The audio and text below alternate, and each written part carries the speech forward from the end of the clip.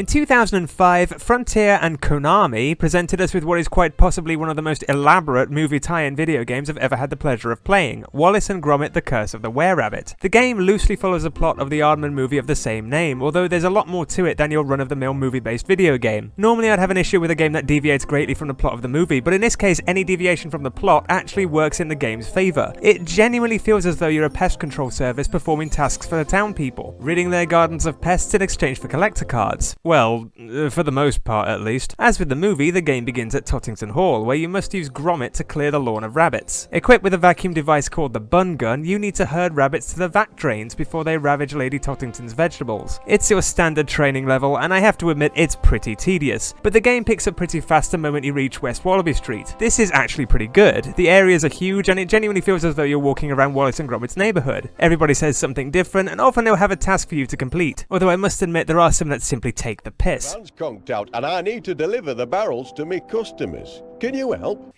What? Why? Why am I doing this? Do these people not know what pest control is? As a pest control service, you not only have to rid the town of rabbits, but also any other pests, including squirrels, hedgehogs, and sheep. Yes, somehow this town considers sheep to be a pest. Hang on, how did the sheep get in the factory exactly? Sheep don't burrow. Anyway, each pest has its own unique and logical method of capture. For example, rabbits instinctively herd together, making them easy to gather, while squirrels spread out individually. Other animals are captured more easily if you first whack them across the face with your bun gun. Yes, very humane. As you complete tasks for the townsfolk, you earn cards. If you complete all the tasks for a particular character or family, you make a nice picture. Isn't that lovely? Some cards are also scattered about and hidden in random places, and some can't be accessed until later in the game until after you've learned some special new abilities, such as how to use a screwdriver. What is it with these games and screwdrivers? Screwdrivers. The controls generally are very simple, but it is not as easy as you might expect. Some of the tasks are respectably challenging, and some others are frankly ruined by the awkwardness of the characters and their inability to maneuver in tight spots. Gromit is the most agile of the pair. Wallace is frankly very clumsy, flopping about like some big bald fish or something, but you need him as he's the only one who can use items such as the bolt cutters and the screwdriver. That special screwdriver. Both items you earn after playing the game for a while. The prize cauliflower's taking damage. Quick, the prize marrow. Oh dear, the prize pumpkin. Tell you what, Wallace, why don't you take care of the prize pumpkin instead of just standing there screaming like that? Gromit, the prize leaks under fire. Well, then perhaps you'd like to do something about it. And you know what? What's worse, even if you predominantly take control of Gromit, it always seems to be that bald, floppy idiot who gets all the credit. Done it again, Mr. Wallace. Oh, fuck off. I feel your pain, Gromit lad. If you don't fancy switching back and forth between the characters, you can always use a handy whistle, which automatically makes the other character do as you ask. Or, it should do anyway. The problem is that they're often slow to respond. Sometimes they don't respond at all. Time for some teamwork. Yes, Gromit, I'm whistling for you. Perhaps you'd like to bloody do something. Another problem with this is that the less you use Wallace, the more he seems to talk to you. Hop to it, lad. Hey, lad, that looks like fun. Oi! And other people. Morning. Good to see you. Good day. Miss Thrift. Hello. All right, young Pip. Hello, Mr. Kalish. Don't get me wrong, initially it's kinda charming, and it feels very much like you're playing as the Wallace and Gromit, particularly thanks to Peter Sallis' vocals. But after half an hour of this... Can handle this. Righto. You okay, Gromit, lad? Ooh. Protect the prize onion. Gromit. Ooh. It quickly goes from being charming to beyond irritating, to the point at which it actually becomes a relief that he's not around during the nighttime levels. Yes, I'd sooner have a gigantic veg-guzzling monster than Wallace accompanying me. That says a lot, really. So the co-op mode leaves a lot to be desired, but things pick up pretty rapidly as soon as you reach the nighttime levels. Do you want to go tonight? Go where? Oh, I see. Yes, please. An additional character only seen in the game is this old hag, Madame Winnie Bago. I get it! She's a fortune teller who teaches you the basics and even gives you some useful hints to help you progress. Once you obtain the screwdriver from the first arena, the back gardens, you can fix her van. She then grants you the ability to turn day into night. But not only is there a ravenous veg-ravaging were-rabbit on the loose, the evil Victor Quatermain has taken all your mind-o-matic valves and changed the local wildlife into were creatures. creatures. Oh, and here's the evil laugh to accompany his villainy, of course.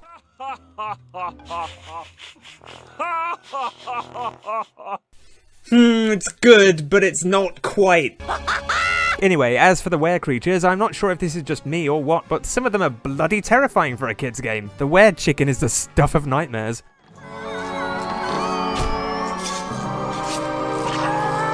Of course, since Wallace is otherwise, indisposed on an evening, shall we say, you now take control of Hutch, his rabbit doppelganger, which is a nice touch. He also talks a lot less, so yeah, win-win. Naturally, since Anti-Pesto is a humane pest control service, you'd think that, despite the horrific nature of these newly established were creatures, they'd have a humane way of dealing with them.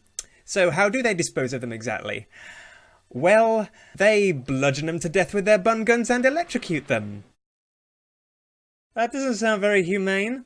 Anyway, before long, the linear style of the gameplay becomes apparent. First, you need to clear one or more arenas of pests in the daytime before returning on a night to destroy the diabolical devices keeping the were creatures alive. The were rabbit then makes a dramatic appearance and you need to chase him to the next area. You can progress if you've acquired a certain number of cards, which are mostly obtained from side quests. It sounds pretty standard and repetitive, but each area is surprisingly different in tone and appearance, and the characters and their unique tasks are nothing short of memorable. Although I have to admit, a great deal of my enjoyment comes from the everyday dialogue of the townsfolk. Some of it is intentionally funny, while other times their quotes genuinely sound like bizarre euphemisms for something else. Do you offer your services freely? What are you implying there? My vegetables are big and healthy, thanks to you. Vicar! I didn't know you felt that way about me. Oh, never seen one so big and juicy. Four. Do you have time to help a little old lady and a giant marrow? Yeah, I'm not sure I'm comfortable with this. I've got pests on the poop deck of my steamer. It's a bit too much information there, love. Go see a doctor, they'll sort your heart out. Nothing like a bit of wild mushroom in me pie. I think I'm going to be sick. We're here to escort your pumpkin. Okay, I'm kind of pushing it a bit with that one. Does still sound a bit dodgy though, doesn't it? I'm sure this used to be a bus stop. Where are the buses now, eh? The council need to get their spending priorities right. Everyone needs buses. Right. What was the point in this conversation exactly? Ooh, young man. No, I'm a dog. Obviously. Should have gone to Specsavers, love. Also, this game shamelessly pisses you off, and it knows it. For example, if you fail to get all 100 pests in an arena towards the beginning of the game, the wardens offer their condolences but nonetheless congratulate you. In the later arenas in Grimsley, the wardens aren't quite so friendly. You were too slow. You'll have to move quicker next time. Well, that was rude. Also, some are unnecessarily sarky with you, as though you've done something wrong. Oh, you're going then? Yes. That was the intention. Is that a problem? And while we're on the subject of people talking in this game, similar to Wallace's little anecdotes, they can get pretty irritating, particularly when they constantly raise their voices at you for not being in a certain place. This is especially annoying when you've made it to the final area, the fete at Tottington Hall. Even if there are no tasks left to complete, the townsfolk remain unreasonably angry that you're not there. Look, if I were you, I'd be helping up at the hall. Lady Tottington's been asking for you up at the hall. Shouldn't you be up at the hall? What are you doing? I'd give my IT to go to Tottington Hall. Yes, thank you, I think we get the bloody point. Another aspect of this game that helps to disguise its linear gameplay is your ability to care for your own giant marrow in your greenhouse. This involves purchasing useful items from the local shop run by Mr. Kalish, including a watering can, a thermostat, and a gramophone, as well as bottles of Veg Be Big, which help to make your veg, well, big. The larger bottle is situated in a really annoying place in the shop though, and the button to purchase the item happens to be the same button that makes Mr. Kalish talk for seemingly hours on end, ironically instructing you how to purchase the item you were trying to purchase in the first place. On the shelves are many to examine, and I then Oh, shut up! I don't care! Would you like me to explain that again? The voices are mostly the same as in the movie, with some decent impersonators filling in some of the lesser roles, including PC Mac. If you ask me, that device you found on the terraces came from the old factory. What? That's not a question. What? What? I'm so confused! There are one or two, however, that are nothing like their voices in the movie. I'm looking at you, Mrs. Mulch. We've got to get out of here without old Growbag seeing. Oh, but the forest is full of strange creatures. Thank you, Mr. Wallace. Hey, a tasty turnip. Yeah, that is definitely not Liz Smith. That's grand. That's grand! A courgette. Kinda sounds like she's got one of them big juicy vegetables stuck in her throat. Oi, oi. It just so happens that some of the most irritating tasks are also under the supervision of townsfolk who happen to have the most excruciatingly annoying voices. Case in point, here's Mr. Dibber. Hello, Anti-Pesto. I've dropped my keys again. Albus and his mates have stolen me ornaments. This guy well and truly takes the piss, in that not once does he actually ask you to do any pest control. 2 of his tasks require you to find his house keys, while another sees you having to retrieve his stolen rabbit ornament on a bunny hopper. This was not in the job description. I bloody hope I'm being paid for this. Oh, and Mr. Dibber's final task for you is to help him trap a rare butterfly. Again, I'm not sure anybody in this game knows the meaning of the word humane, but never mind. Once you've lured it out of the woods, this happens.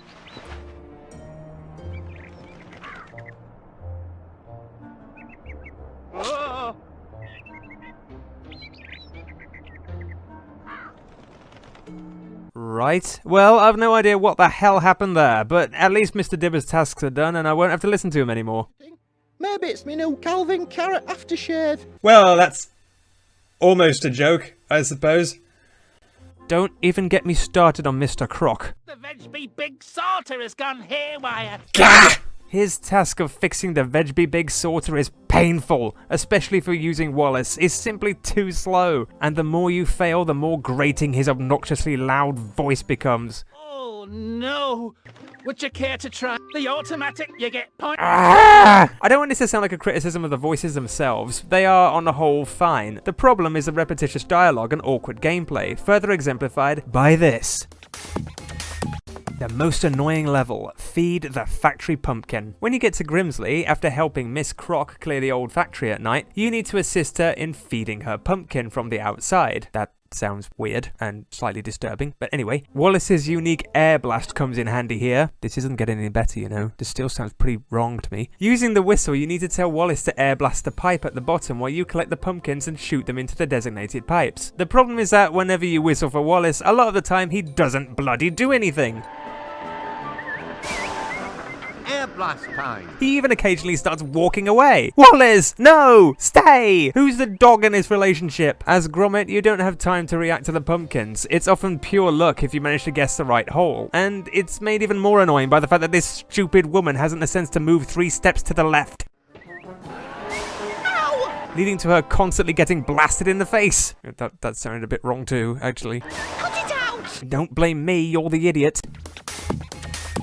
Hardest boss, Philip. Save the were-rabbit. This final boss sees you face Philip, Victor Quartermain's dog. Just like in the movie, you occupy a coin-operated plane and attempt to take him down. Although it's a wee bit concerning that a mere fairground ride acts as a sufficiently airborne bomber plane. Still, somehow the most annoying aspect of this is not Philip himself, but the evil gnomes dotted about the arena in little airships, launching rockets at you as you pursue your opponent. Yep, monster rabbits, gnomes with missiles, and bombing dogs in planes. This fate isn't exactly winning any health and safety merits anytime soon.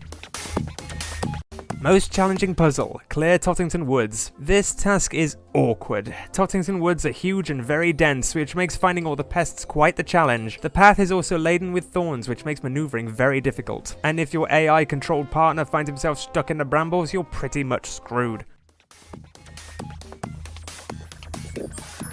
This review might sound fairly negative, but despite some indisputably awkward controls, it's actually one of the most satisfying movie tie-ins I've played. For the most part, it follows the plot of the film fairly well, and it's evident a great deal of effort was invested in the design of the game. Yes, sometimes the dialogue can be a little arbitrary and annoying, but it actually helps to convey the sense that you're in the world of Wallace and Gromit. It's better to play this game with 2 players, however, as the AI is at times horrific, to the point where your partner often does nothing but stand in your way and shout instead of actually doing anything. Whoa! Help! Careful with that thing! Ultimately though, the pros far outweigh the cons. Although it needs to be said that a lot of these townsfolk really don't understand the meaning of the word pest. I mean, rabbits, squirrels and hedgehogs I can deal with, but goats? Kinda pushing it a bit now, mate. It's also a nice touch that if you do succeed in growing a prize-winning marrow, you're acknowledged by Lady Tottington at the game's conclusion. Similarly, if you manage to help everyone and obtain all the collector cards, PC Matt gives you a reward too. We're dead chuffed with what you've done for the town. dead chuffed. It's only something small, but hey, at least your efforts are acknowledged, unlike in some games. Pizza Pan. It's also a nice touch that once you complete the game, these plaques appear throughout the town, and they're pretty interesting to read. Some are downright hilarious, while others seem to be alluding to the production team behind the game. Just like the movie, this game is hilarious, often intentionally, sometimes, not. Aw, is that nice man and his dog? If you don't have a lot of patience, there is a small chance you'll hate this game. Shouldn't you be up at the hall? It isn't everybody's cup of tea, Cup of tea, Chuck. but if you manage to look past its flaws, you'll find that this game is positively cracking. Who doesn't like a bit of cheese?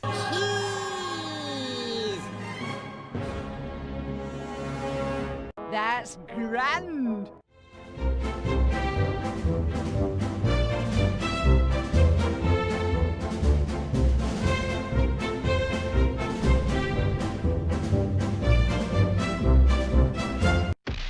Stop it! Damn, it feels good to be a gangster.